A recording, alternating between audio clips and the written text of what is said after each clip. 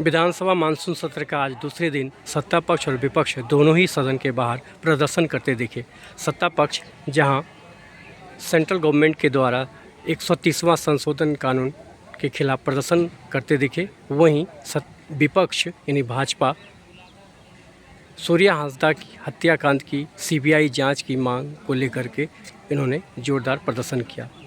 साथ ही नगरी में बन रहे रिम्स 2 के विरोध में भी इन लोगों ने प्रदर्शन किया। आइए सुनते हैं सत्ता पक्ष और विपक्ष के विधायकों ने क्या कहा।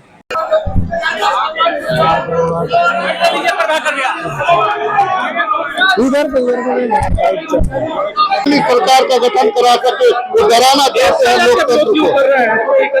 शुद्धिकरण तो होना चाहिए। शुद्धिकरण, आपका शुद्धिकरण के पीछे इनकी मंशा है कि चुनी हुई सरकार को अपदस्थ करना।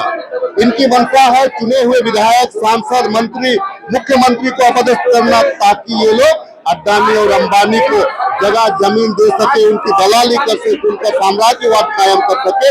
लोकतंत्र की हत्या करना चाहते हैं ये लोग। और इंडिया गठबंधन आज मजबूती के साथ में इस बिल का विरोध करती है।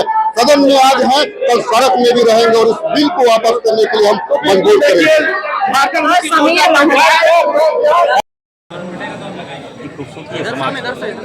लोकतंत्र में हम लोग जीत कर आते हैं, जनता हमें वोट देती है, जनता को विश्वास रहता है कि हमारा विधायक कैसा होगा, हमारा सांसद कैसा होगा, हमारा मंत्री कैसा होगा, हमारा प्रधानमंत्री कैसा होगा, जनता जिताती है।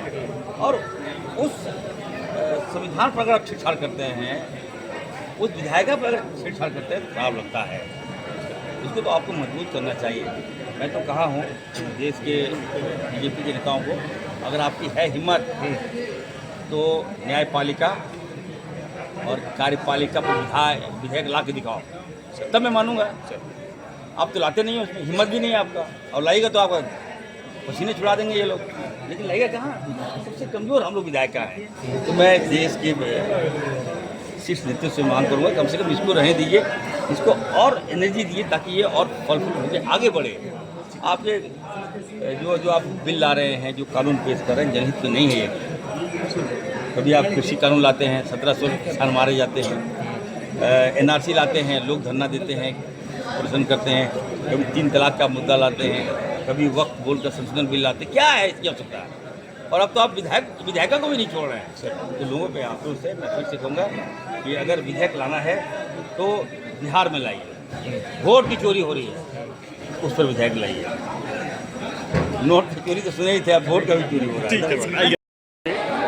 या जेल से चले, मैंने उसको साफ शब्दों में कहा कि अगर आपके कानून के पीछे राजनीतिक प्रतिशोध की भावना है, निजी स्वार्थ की भावना है, पार्टी हित के बारे में सोच रहे हैं, तो ऐसा कानून भारत के लोकतंत्र के माथे पे कलंक है। और जहाँ तक प्रश्न उठता है ये कि पास होकर रहे, तो स्वाभाविक बात है, हम लोग भी जानते हैं मेजॉरिटी में है, इसलिए आप पास करवा लीजिए। लेकिन सबसे बड़ी अदालत है जनता की। जनता की अदालत में आप 2029 में आप जनता की अदालत से इस कानून पर मोहर नहीं। लीजिए अरे एक मिनट अमित शाह एक लोकतांत्रिक तरीका है, हम अपने विचारों की अभिव्यक्ति करते हैं।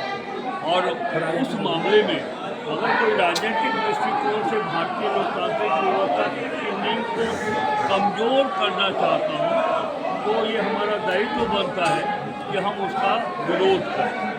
और उसी आलोक में आज इंडिया गठबंधन के सभी सदस्य यह इस बात का विरोध कर रहे हैं, कि जिस तरह भारत की सरकार राजनीतिक उद्देश्य की प्राप्ति के लिए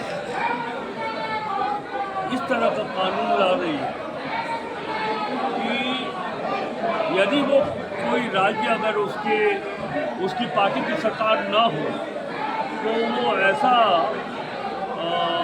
आरोप लगाए उसके ऊपर, वो जेल चला जाए और तब आप कहें कि साहब सत्ता से आपको बेदखल होना पड़ेगा। क्या हुआ था झारखंड में? हेमंत सोरेन जी के ऊपर कौन सा आरोप? लेकिन केंद्रीय एजेंसी ने अपने शक्ति का दुरुपयोग करके ऐसे लोगों को जेल भिजवा दिया। अब ऐसे लोगों को जेल भिजवा कहिएगा कि अब आप सत्ता से बाहर हो जाइए। मैं समझता हूँ कि जिस कानून के पीछे प्रतिशोध की भावना हो, निजी स्वार्थ की बात हो, वो कानून लागू नहीं होना चाहिए। 30 दिन के अंदर में हर मुख्यमंत्री का कार्य आज 60% लोग हैं मुख्यमंत्री जो कई केसेस में है, जिसको जेल डालने का काम करना चाहते हैं, बाइक कोर्ट से सत्ता चलाना चाहते हैं, इसे चलने नहीं देंगे हम। इसलिए आज हम सदन के बाहर भी और अंदर भी विरोध कर रहे हैं। हत्या करना बंद करो, लोकतंत्र की हत्या करना बंद करो,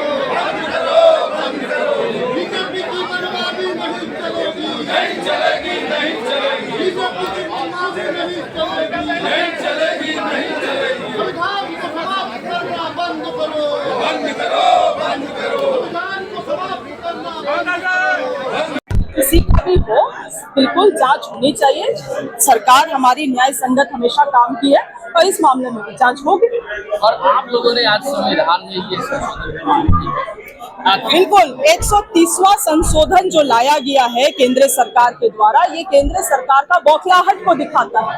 आप देखेंगे वोट का अधिकार किस तरह से बिहार में भी छीना गया, 65 लाख लोगों को वोट से अधिकार से वंचित कर दिया गया। अब जो चुने हुए जनप्रतिनिधि हैं उनका भी अधिकार छीनने का ये षड्यंत्र है। और हम लोग देख ही रहे हैं पिछले कुछ वर्षों से किस तरह से ईडी, सीबीआई और अन्य संस्थाओं का दुरुपयोग करके मुख्यमंत्री को जेल भेजा जाता है, राज्य के मंत्रियों को जेल भेजा जाता है। हमारा खुद झारखंड राज्य में आपने देखा कि किस तरह से पिछले वर्ष आदरणीय हेमंत सोरेन जी को जेल भेजा गया था। क्या चीज प्रूवन हुए? कुछ प्रूवन हुआ, मगर वो जो कन्विक्टेड और अक्यूज्ड के बीच में फाइन लाइन होता है, उस लाइन को ही मिटाने का काम केंद्र सरकार कर रही है। इनका ये सब बौखलाहट है और मुझे लगता है ये केवल विपक्ष को नहीं तंग करेंगे।